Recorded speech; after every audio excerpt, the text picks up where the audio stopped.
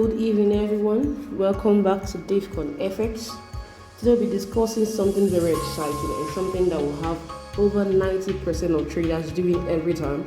I'll be looking at the loopholes we have found in this type of trading, right? We'll say it on the screen. You can see why copy and paste of signals fails. Why copy and paste or signal fails. Now, we stated 5 things. This is among many of them. 5 things why this pattern of trading usually fails. And then we'll have number 1 to be accuracy in entry. Now, a trader gives a trade. A signal provider provides a signal for traders and give an entry price. Let's look at this critically.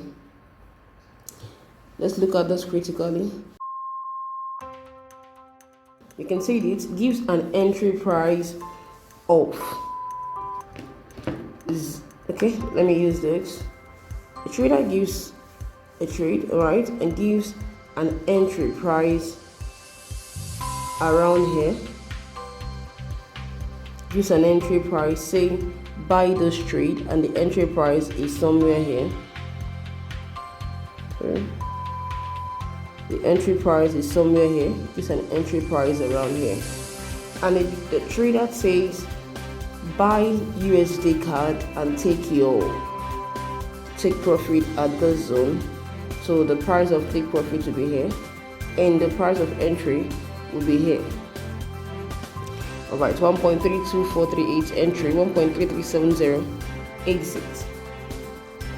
Now you take up this trade here and the trade starts making a pullback. Now the first thing that enters your mind is that this is really going to sell. You start getting at probably your support and resistance trader.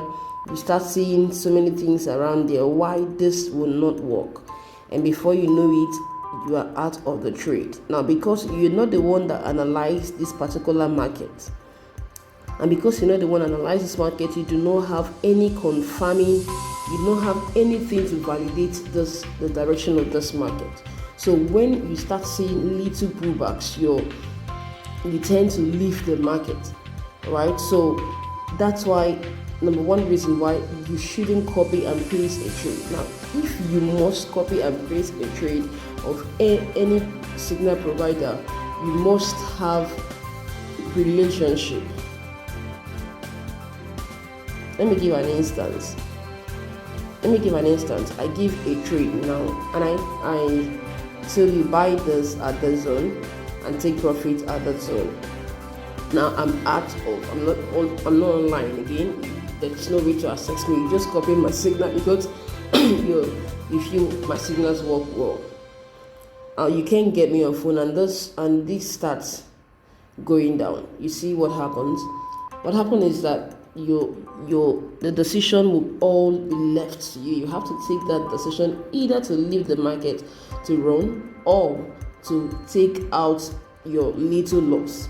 Now 90% of trader will end up leaving this trade somewhere here before the mini market has spiked up. Now the signal provider, if it's a good analyst, because he or she is the one seeing the reason why he or she took up this trade, because of that, he or she still remains on this trade. After this pullback, the market still goes to the take profit. Now you see what happened. You copying the signal never made money on this trade, but the signal provider made money on this trade. Now it's not the fault of the signal provider, right? It's not the fault of the signal provider. It's totally the fault of the retail trader that is copying signal with little or no knowledge about the forex market, because we think that's the easiest way to make money. You don't want to stress your brain to learn. You don't want to pay the sacrifice. You do not want to pay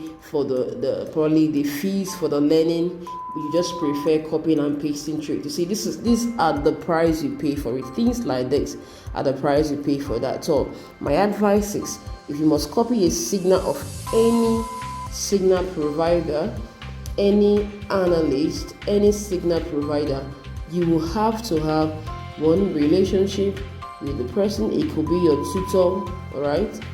If it's your tutor, it wouldn't make a thing much, right? Because you can always get this set of persons on the phone when you think you need to be probably giving direction on when stay or leave. So if you're having that from your tutor or from the signal provider you have a relationship with, it gives you more edge on staying on those trade, right? So that you don't jump out on a trade before it even begins.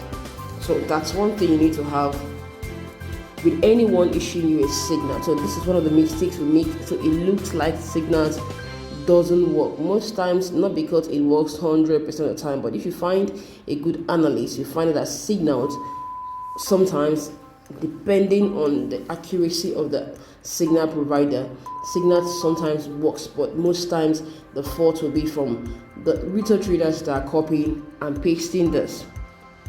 All right, this is number one thing we mentioned about this. Now look,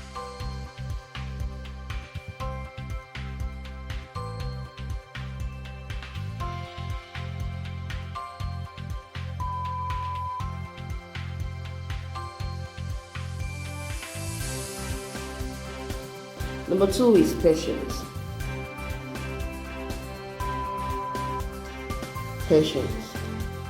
Now, this has a link with what we just discussed the first time. Patience. Now, let's say you never even had,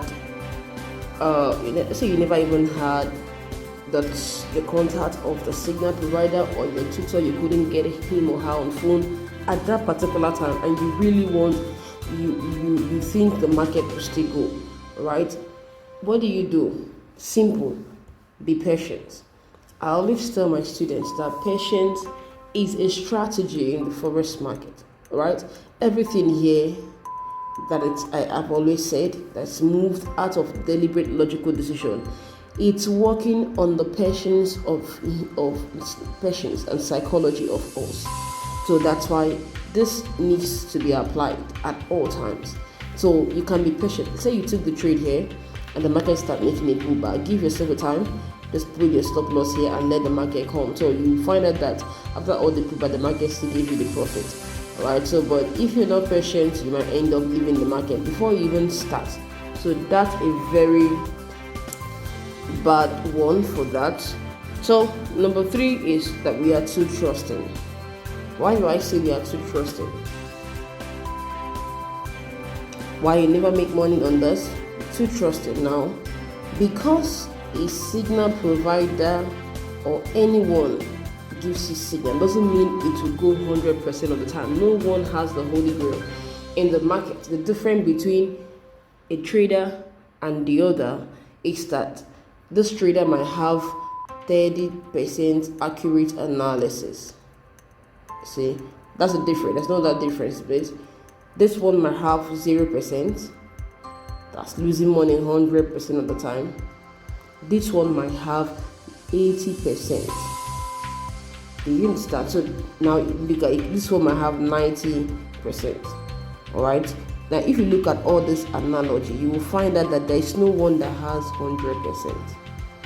So because of this 10% that is not here, 20% that is not here, because of all this that is not here, right? You want to take your trade based on strict risk management, right? That's what keeps you in the market. If not, you will be gone even before you start. And then you will think that forex market doesn't work because you at risk your account. Not even professional traders at risk their account, right? I'm going to make another video about how to get a job or what hedge funds will be looking at before they employ you for a job. Alright, so I'm going to make a video on that, so you subscribe, and once other video comes up, you're going to get the notifications, and you're going to follow up on other informative analysis and other informative videos will be dropping henceforth. So you don't want to miss any of that. Alright, so back to this.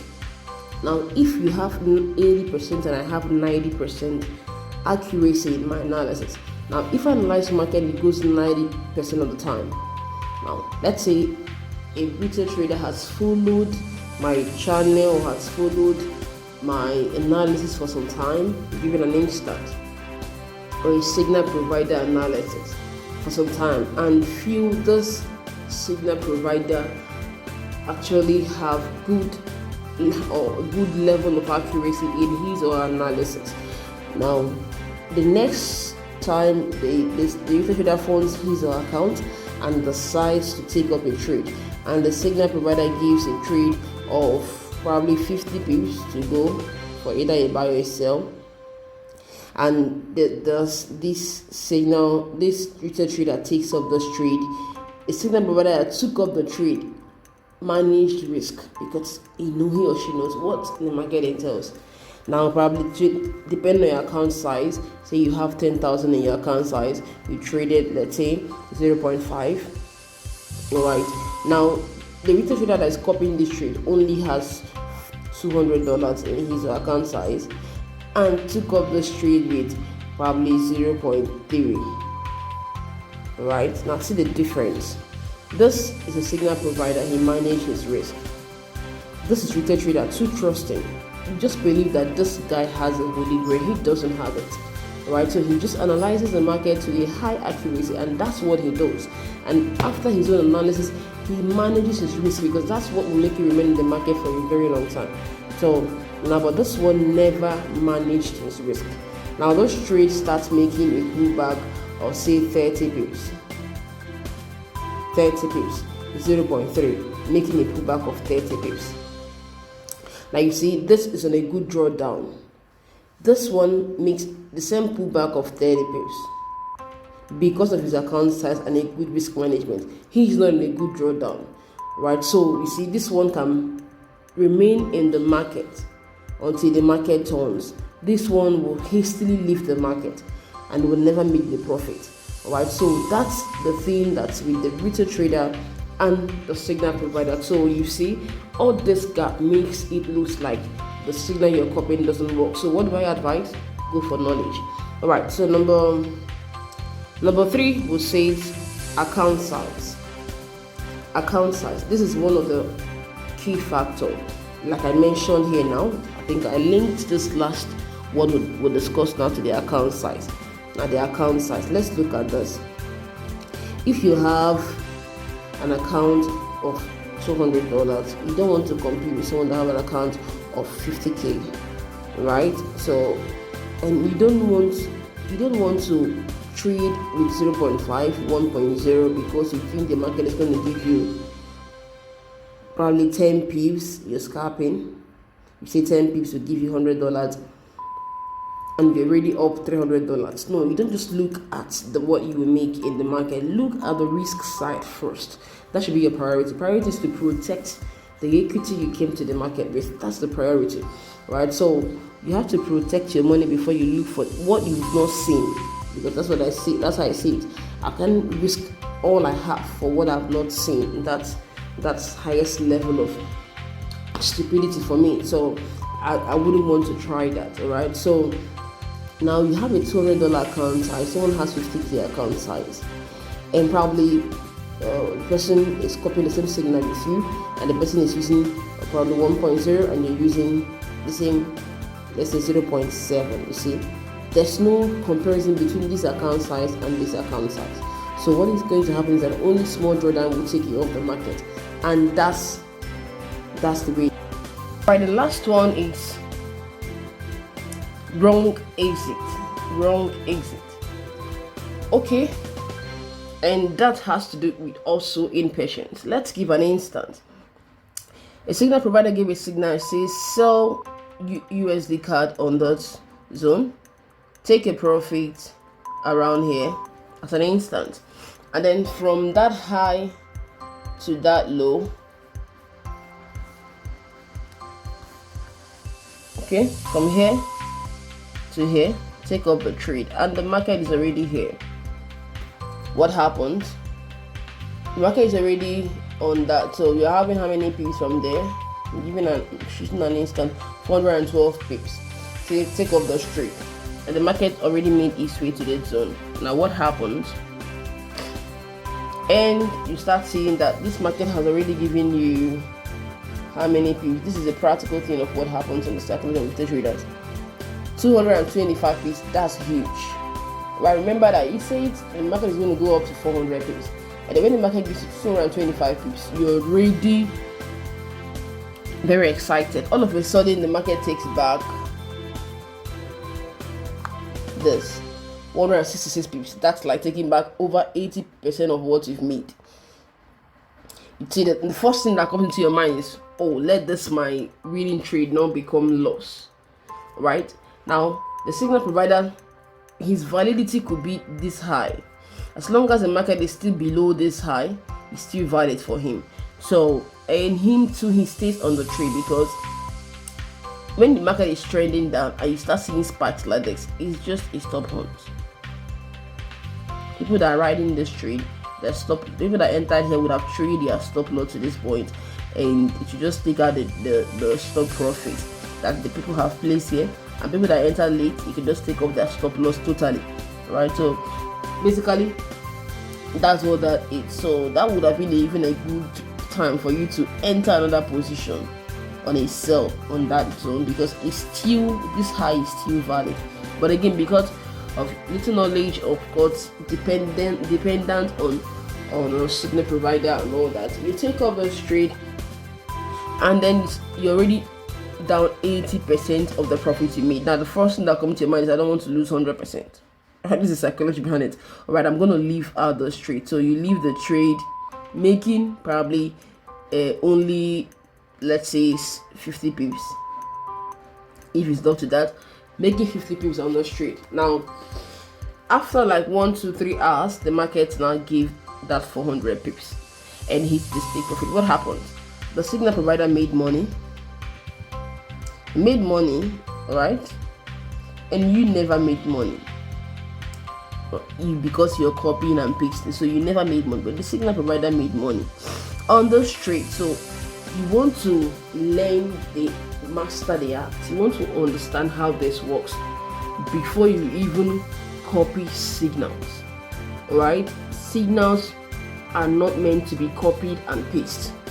Signals are meant to be analyzed. If I give you, like, all the analysis I'm doing here, they are all signals. Now it's left for retail traders to have basic knowledge and good grounded knowledge on forex that will help him or her to interpret whatever analysis that is being dished out.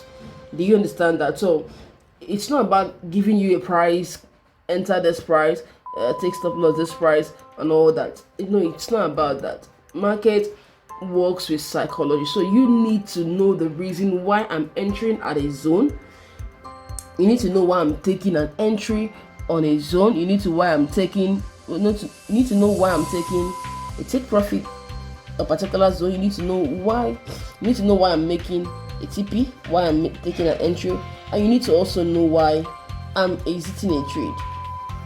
Sorry, I'm putting this, why I place a stop loss on a particular place where I place it. Alright, you need to know all this, and because of that, you need knowledge. That's the truth. That's the reality of this whole thing. That's the broad truth. No matter how bitter this truth is, if you absorb the truth and go for knowledge, you will find out that you become more of a good trader than even the signal provider, because you learn to understand the psychology behind trading. Alright, basically that's what all this is all about. So like I said earlier, I'll be making videos talking about the hedge funds. If you want to make trading your career, if you want to work with a hedge fund in Nigeria, globally, if you want to work with any hedge fund you have a dream of working with, we'll tell you what they might need from you for them to even look at your CV. Alright, what and what, depending on the class of course, hedge fund. So what and what. So dropping video on that. So you subscribe to that. Other videos comes up, you're going to get notifications, and it's going to be, I promise, it's going to be very educating. So